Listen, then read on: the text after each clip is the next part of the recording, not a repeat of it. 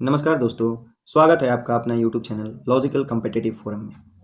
आज हम लोग जून मंथ के राष्ट्रीय घटनाक्रम से अपनी जून मंथ वीडियो सीरीज को लेक्चर सीरीज को शुरुआत करेंगे। तो हम लोग शुरुआत करते हैं। Let's be start. यहाँ हम लोग देख सकते हैं कि असम में हिंसा की समाप्ति के लिए केंद्र, राज्य सरकार व दिमासा नेशनल आर्मी के बीच त्रिपक्षीय समझौता हुआ है। तो किसके किसके बीच हुआ है? तो असम में हिंसा की समाप्ति के लिए केंद्र, असम राज्य सरकार व दिमासा नेशनल आर्मी के बीच त्रिपक्षीय समझौता संपन्न हुआ। असम में सक्रिय उग्रवादी संगठन है दिमासा नेशनल आर्मी। तो ये पूछा जा सकता है कि दिमासा नेशनल आर्मी कहाँ का उग्रवादी संगठन है? तो ये दिमासा नेशनल आर्मी जो है ये असम का सक्रिय उग्रवादी संगठन है। क्लियर? इसके अलावा दिमासा पीपुल्स सुप्रीम काउंसिल भी है जो कि असम की एक उग्रवादी संगठन है। क्लियर? तो हाल ही में केंद्र राज्य सरकार अर्थात असम सरकार और दिमासा नेशनल आर्मी के बीच त्रिपक्षीय समझौता संपन्न हुआ। असम के मुख्यमंत्री श्री हिमंत बिश्व शर्मा वर्तमान में है। नेक्स्ट,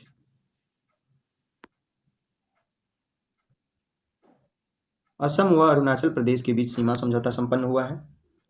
असम और अरुणाचल प्रदेश के बीच बहुत लंबे अरसे से असम और अरुणाचल प्रदेश के बीच सीमा विवाद है। 700 किलोमीटर से भी अधिक सीमा को लेकर दोनों राज्यों के बीच विवाद लंबे अरसे से चलता आ रहा है। जैसा कि हम डेट भी देख सकते हैं कि असम व अरुणाचल प्रदेश के बीच अंतर्राज्यीय सीमा विवाद को 1972 से अब तक नहीं सुलझाया जा सका है। तो ये विवाद कब से चल रहा है? 1972 से चल रहा है। किसके बीच? किन दो राज्यों के बीच? असम व अरुणाचल प्रदेश के बीच। नेक्स्ट, आम आदमी पार्टी को अब राष्ट्रीय स्तर की पार्टी का दर्जा प्राप्त हो गया। वही राष्ट्रवादी कांग्रेस पार्टी, तृणमूल कांग्रेस व भकपा से यह दर्जा छीन लिया गया। अर्थात राष्ट्रवादी कांग्रेस पार्टी, तृणमूल कांग्रेस व भकपा जो है भाकपा, ये अब राष्ट्रीय स्तर की पार्टी नहीं रही। वही दूसरी ओर आम आदमी पार्टी को यह दर्जा प्राप्त हुआ राष्ट्रीय स्तर की पार्टी का। तो यहाँ हम लोग देख सकते हैं तृणमूल कांग्रेस, भारतीय कम्युनिस्ट पार्टी सीपीआई और राष्ट्रवादी कांग्रेस पार्टी को राष्ट्रीय पार्टी का दर्जा वापस ले लिया गया इन लोगों से। अब राजनीतिक दलों की संख्या कुल 6 रह गई है। अर्थात राष्ट्रीय स्तर की राजनीतिक दलों की संख्या कितनी रह गई है? 6। इनमें भारतीय जनता पार्टी बीजेपी शामिल है, BJP Congress, Marxvadi Communist Party CPM, Marxvadi Communist Party CPM, Bahujan Samaj Party BSP, Nationalist People's Party NPP व आम आदमी पार्टी जो हाल ही में जिसे राष्ट्रीय स्तर की पार्टी का दर्जा प्राप्त हुआ है। नेक्स्ट आगे हम लोग देखते हैं। वहीं हम लोग दूसरी ओर देखें तो चिराग पासवान के नेतृत्व वाली लोक जनशक्ति पार्टी को नागालैंड में राज्य स्तरीय पार्टी का दर्जा प्राप्त हो गया। तो चिराग पासवान के नेतृत्व वाली जो लोक जनशक्ति पार्टी है जो बिहार में ज़्यादा सक्रिय है, ठीक है, तो उसे नागालैंड में भी राज्य स्तरीय पार्टी का दर्जा प्राप्त हुआ है। तो बिहार ओरिएंटेड करंट के लिए भी काफ़ी इंपॉर्टेंट है। आगे हम लोग देखते हैं कि राष्ट्रीय दल के रूप में मान्यता हेतु आवश्यक शर्त कि किसी भी पार्टी को राष्ट्रीय दल की मान्यता कैसे प्राप्त होगी, कब प्राप्त होगी। तो इसके लिए कुछ शर्त है। यहाँ हम लोग नीचे देखते हैं कि संबंधित दल को कम से कम 4 राज्यों में मान्यता प्राप्त हो। संबंधित दल को अर्थात किसी भी पार्टी को यदि राष्ट्रीय स्तर की पार्टी बनना है तो उसके लिए उसे कम से कम 4 राज्यों में मान्यता प्राप्त होना चाहिए। इसके अलावा अथवा या पिछले लोकसभा या विधानसभा चुनावों में कम से कम 4 राज्यों में कुल पड़े वैध मतों का 6%, पिछले लोकसभा हो या विधानसभा चुनाव हो, उसमें कम से कम 4 राज्यों में कुल 4 राज्यों में से कुल पड़े वैध मतों का 6%। तो 4 राज्यों में कुल पड़े वैध मतों का 6% या अधिक मत प्राप्त हो तथा लोकसभा में अर्थात इसके अतिरिक्त लोकसभा में इसके कम से कम 4 सांसद हो। तो 4 राज्यों में कुल पड़े वैध मतों का 6% या उससे अधिक, इसके अलावा लोकसभा में कम से कम 4 सांसद हो, तब उसे राष्ट्रीय पार्टी का दर्जा प्राप्त हो सकता है। अथवा या 3 अथवा अधिक राज्यों से लोकसभा की कम से कम 2% सीटें इसे प्राप्त हो। यहाँ 2% सीटें की बात हो रही है, अर्थात 3 या उससे अधिक राज्यों में लोकसभा की कम से कम कितने परसेंट सीट? 2% सीट उसे किसी भी पार्टी को राष्ट्रीय पार्टी का दर्जा प्राप्त करने के लिए हासिल करना होगा। तो क्लियर, यहाँ हम लोग देख लिए राष्ट्रीय दल के रूप में मान्यता हेतु आवश्यक शर्त। नेक्स्ट हम लोग देखते हैं, यहाँ हम लोग देखेंगे राज्य स्तरीय दल के लिए आवश्यक शर्तें। राज्य स्तरीय दल के लिए क्या आवश्यक शर्तें हैं? तो राज्य विधानसभा के पिछले चुनाव में वैध मतों का कम से कम 6%। राज्य विधानसभा के पिछले चुनाव में वैध मतों का कितना 6% मत प्राप्त हो, तथा पार्टी के कम से कम 2 विधायक हो। पार्टी के कितने विधायक हो? कम से कम 2 विधायक हो। अथवा लोकसभा के पिछले चुनाव में राज्य के वैध मतों का कम से कम 6% या 6% मत प्राप्त हो, तथा पार्टी के कम से कम एक सांसद हो। पार्टी के कम से कम एक सांसद हो। यदि 6% वैध मत होता है तो उसके साथ 2 विधायक होना चाहिए। या लोकसभा के पिछले चुनाव में, ये राज्य विधानसभा के लिए है, राज्य विधानसभा में यदि 6% वैध मत कोई पार्टी प्राप्त करती है तो उसके अतिरिक्त उसके 2 विधायक भी होने चाहिए। और ये वही लोकसभा के पिछले चुनाव में यदि वैध मतों का कम से कम 6% तो प्राप्त करना है, इसके साथ कम से कम एक सांसद होना चाहिए। क्लियर? अथवा पिछले विधानसभा चुनाव में राज्य में कम से कम 3% वैध मत प्राप्त हो या कम से कम 3 विधायक हो। पिछले विधानसभा चुनाव में राज्य में कम से कम कितना परसेंट? 3% मत प्राप्त हो और या कम से कम 3 विधायक हो। इनमें जो भी अधिक हो उसके तहत उसे राज्य स्तरीय पार्टी का दर्जा प्राप्त हो सकता है। दैट मीन्स यदि वह पिछले विधानसभा चुनाव में राज्य में यदि 3% मत प्राप्त होता है तो उसे राज्य स्तर का पार्टी दे दिया जा सकता है, या 3 विधायक। ठीक है? और इनमें से जो भी अधिक होगा उसके एवज में उसके तहत किसी पार्टी को राज्य स्तरीय पार्टी का दर्जा प्राप्त हो सकता है। अथवा विगत विधानसभा या लोकसभा चुनाव में राज्य में कुल वैध मतों का 8% मत उससे प्राप्त हो। विगत विधानसभा या लोकसभा चुनाव में राज्य में कुल वैध मतों का 8% मत उसे प्राप्त होना चाहिए। कुल वैध मतों का 8% मत कहाँ पे? तो विगत विधानसभा और लोकसभा चुनाव में राज्य में कुल वैध मतों का 8% मत प्राप्त हो। अथवा या राज्य में लोकसभा की प्रत्येक 25 सीटों या उसके अंश में कम से कम 1 सीट उसे प्राप्त होना चाहिए। तो राज्य में लोकसभा की प्रत्येक 25 सीटों में से कम 1 सीट उसे प्राप्त होना चाहिए। क्लियर? तो ये कुछ कंडीशंस थी राज्य स्तरीय दल की आवश्यक शर्त के लिए।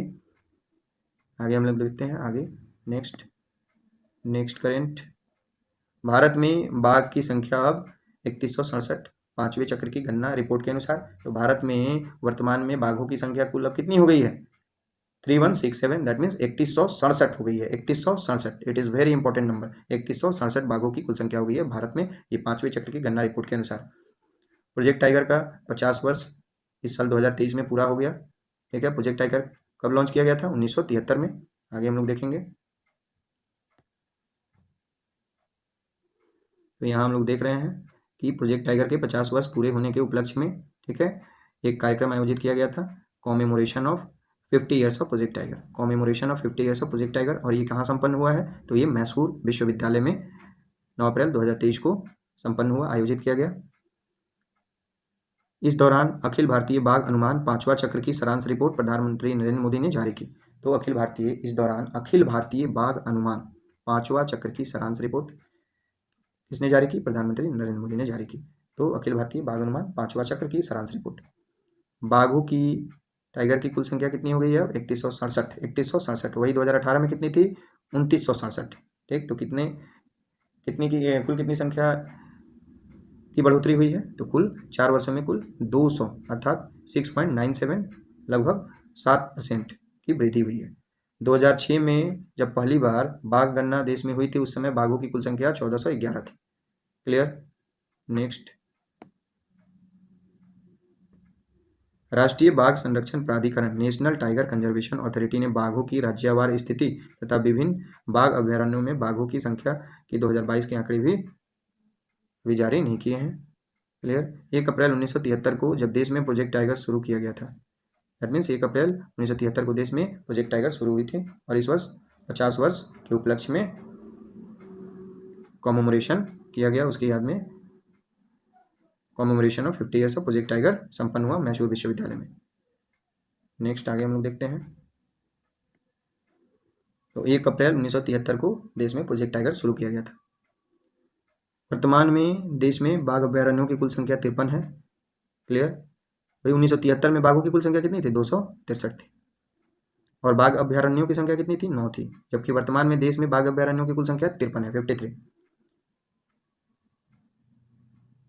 आगे हम लोग देखते हैं। नेक्स्ट,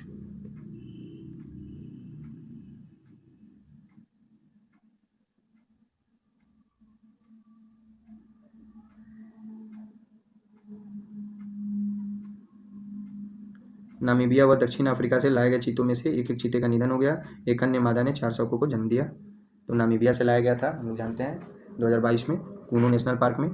तो ज्ञातव्य है कि अत्यधिक शिकार के कारण 1947 में भारत से चीते क्या हो गए थे, समाप्त हो गए थे। 8 चीते नामीबिया से 17 सितंबर 2022 को लाया गया था मध्य प्रदेश स्थित कूनो नेशनल पार्क में। ठीक, तो नामीबिया व दक्षिण अफ्रीका से कूनो नेशनल पार्क मध्य प्रदेश में लाया गया था 2022 में, सितंबर 2022 में। क्लियर। नेक्स्ट, छत्तीसगढ़ में दंतेवाड़ा में नक्सली विस्फोट में 10 जवानों का बलिदान। हम लोग भारत के सभी 53 टाइगर रिजर्वों की सूची को थोड़ा एक बार देखते हैं। सबसे पहला टाइगर रिजर्व कौन है? Corbett tiger reserve. Corbett tiger reserve है first tiger. Corbett tiger reserve का अब नाम बदल के क्या कर दिया गया है? हैली नेशनल पार्क और रामगंगा पार्क। तो वर्तमान में कॉर्बेट टाइगर रिजर्व, जो कि पहला टाइगर रिजर्व था, घोषित वर्ष है 1973-74, और ये किस राज्य में है? उत्तराखंड राज्य में है। और वर्तमान में कॉर्बेट टाइगर रिजर्व का नाम क्या है? हैली नेशनल पार्क या Ramganga National Park. Hailey National Park या रामगंगा नेशनल पार्क, जो कि उत्तराखंड में है। अब कुछ अन्य टाइगर रिजर्वों की सूची हम लोग जल्दी जल्दी देख लेते हैं। जैसे कि बंदीपुर टाइगर रिजर्व, ये कर्नाटक में है, दूसरा है ये। मानस टाइगर रिजर्व, ये असम में है, Manas Assam. Kanha tiger reserve Madhya Pradesh. Sundarban tiger reserve Paschim Bengal. Ranthambore tiger reserve Rajasthan. Palamu tiger reserve Jharkhand, Palamu Jharkhand, Ranthambore Rajasthan, Sundarban Paschim Bengal, Kanha Madhya Pradesh, Manas Assam, Bandipur Karnataka. Similipal Orissa में है, मेलघाट महाराष्ट्र में है, सरिस्का राजस्थान में है, पेरियार केरल में है, इंद्रावती छत्तीसगढ़, बुक्सा पश्चिम बंगाल में है, नागार्जुना सागर श्रीशैलम टाइगर रिजर्व आंध्र प्रदेश। ऐसे भी हम लोग नागार्जुना सागर बांध के नाम से भी जानते हैं कि आंध्र प्रदेश में है। तो Nagarjuna Sagar Srisailam tiger reserve Andhra Pradesh. Namdapha tiger reserve Arunachal Pradesh, very important. Dudhwa tiger reserve Uttar Pradesh. Kalakad Mundanthurai tiger reserve Tamil Nadu में है। वाल्मीकि टाइगर रिजर्व बिहार में है, एकमात्र टाइगर रिजर्व है ये। इंदिरा प्रियदर्शनी पेंच टाइगर रिजर्व मध्य प्रदेश में है। बांधवगढ़ टाइगर रिजर्व मध्य प्रदेश में है। तडोबा अंधेरी टाइगर रिजर्व महाराष्ट्र में है। डंपा टाइगर रिजर्व मिजोरम में है, डंपा मिजोरम। पन्ना टाइगर रिजर्व मध्य प्रदेश। भद्रा कर्नाटक, भद्रा टाइगर रिजर्व कर्नाटक। पेंच टाइगर रिजर्व महाराष्ट्र। पक्के टाइगर रिजर्व अरुणाचल प्रदेश। सतपुरा टाइगर रिजर्व, ठीक है, ये मध्य प्रदेश में है। नामेरी टाइगर रिजर्व असम में है। उदंती सीता नदी टाइगर रिजर्व छत्तीसगढ़ में है। Anamalai Tamil Nadu. Kaziranga tiger reserve Assam. Satkosia tiger reserve Orissa. Dandeli या Kali tiger reserve Karnataka. Achanakmar tiger reserve Chhattisgarh. Mudumalai Tamil Nadu. Sanjay Dubri tiger reserve Madhya Pradesh. Parambikulam tiger reserve Kerala. Nagarhole tiger reserve Karnataka. Sahyadri tiger reserve Maharashtra. Biligiri Ranganatha tiger reserve Karnataka. Kawal tiger reserve Telangana, Kawal Telangana में है। Sathyamangalam tiger reserve Tamil Nadu. Navegaon Nagzira tiger reserve Maharashtra. Mukundra hills tiger reserve Rajasthan. Amrabad tiger reserve Telangana. Bor tiger reserve Maharashtra. Pilibhit tiger reserve Uttar Pradesh. Rajaji tiger reserve Uttarakhand. Kamlang tiger reserve Arunachal Pradesh. Orang tiger reserve Assam. Shri Villiputhur Megamalai tiger reserve Tamil Nadu. वही Ramgarh Vishdhari tiger reserve Rajasthan. और 2022 का जो है और रानीपुर, सबसे newest Ranipur tiger reserve Uttar Pradesh. Next हम लोग देखते हैं इंटरनेशनल बिग कैट्स अलायंस। 7 बड़े जंतुओं बाघ, टाइगर, लायन, तेंदुआ, लियोपार्ड, हिम तेंदुआ, स्नो लियोपार्ड, प्यूमा, जैगुआर व चीता, ये 7 बड़े जंतु हैं जिन्हें बिग कैट अलायंस के अंतर्गत रखा जाता है। एक मैसूर विश्वविद्यालय में हाल ही में संपन्न प्रोजेक्ट टाइगर के 50 वर्ष पूर्ण होने के स्मरणोत्सव के कार्यक्रम में ये बिग कैट अलायंस संपन्न हुई। कहाँ पे बिग कैट अलायंस हुई है? तो मैसूर विश्वविद्यालय में, प्रोजेक्ट टाइगर के 50 वर्ष पूर्ण होने के उपलक्ष्य में। यह अलायंस विश्व के 7 बिग कैट के संरक्षण एवं सुरक्षा पर ध्यान केंद्रित करेगा। ये 7 बड़े जंतु जिन्हें हम 7 बिग कैट्स के नाम से जानते हैं। नेक्स्ट, भारत दुनिया का सबसे बड़ा टाइगर रेंज वाला देश है। भारत जो है दुनिया का सबसे बड़ा टाइगर रेंज वाला देश है। इसके साथ लगभग 30,000 हाथियों के साथ यह दुनिया का सबसे बड़ा एशियाई एलिफेंट रेंज वाला भी देश है। तो भारत जो है वो दुनिया का सबसे बड़ा टाइगर रेंज वाला भी हो गया, साथ ही यह 30,000 हाथियों के साथ दुनिया का सबसे बड़ा एशियाई एलिफेंट रेंज वाला भी देश हो गया।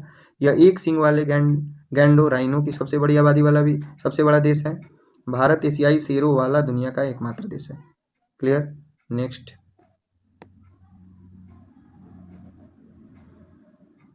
घरेलू क्रिकेट टूर्नामेंट्स हेतु पुरस्कार राशियों में भारी वृद्धि। भारतीय क्रिकेट कंट्रोल बोर्ड बीसीसीआई ने घरेलू क्रिकेट टूर्नामेंट्स की पुरस्कार राशियों में भारी वृद्धि की है। भारतीय क्रिकेट कंट्रोल बोर्ड बीसीसीआई ने घरेलू क्रिकेट टूर्नामेंट्स के पुरस्कार में की राशियों में भारी वृद्धि की। यहाँ हम लोग कुछ पुरस्कार राशियाँ देखेंगे जिनमें वृद्धि की गई है, जैसे कि यहाँ हम लोग देख सकते हैं पुरुषों के टूर्नामेंट्स में रणजी ट्रॉफी विजेता को 5 करोड़ दिया जाएगा। ईरानी कप 50 लाख। दिलीप ट्रॉफी 1 करोड़ की राशि दी जाएगी। विजय हजारे ट्रॉफी के विजेता को 1 करोड़। देवधर ट्रॉफी विजेता को 40 लाख। सैयद मुश्ताक अली ट्रॉफी विजेता को 80 लाख। वही महिलाओं के टूर्नामेंट्स को हम लोग देखते हैं। सीनियर 1 दिवसीय क्रिकेट विजेता को 50 लाख। वही T20 ट्रॉफी विजेता को 40 लाख। नेक्स्ट हम लोग देखते हैं यहाँ पे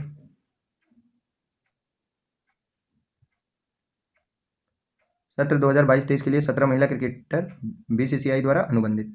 कितनी? कुल 17 महिला क्रिकेटर बीसीसीआई के द्वारा अनुबंधित की गई है 2022-23 के लिए। 3 महिला खिलाड़ियों को ए श्रेणी, वही 5 को बी श्रेणी तथा 9 महिला क्रिकेटरों को सी श्रेणी में अनुबंधित करने की घोषणा बीसीसीआई के द्वारा। तो ए श्रेणी की 3 महिलाओं के नाम को हम लोग देखेंगे, हरमनप्रीत कौर, स्मृति मंधाना और दीप्ति शर्मा। तो ए श्रेणी में हरमनप्रीत कौर को रखा गया, स्मृति मंधाना को रखा गया और दीप्ति शर्मा को रखा गया। इसी के साथ अपना राष्ट्रीय घटनाक्रम समाप्त होता है। Thanks to you all. Next we will meet with the another lecture, अंतर्राष्ट्रीय घटनाक्रम इंटरनेशनल अफेयर्स।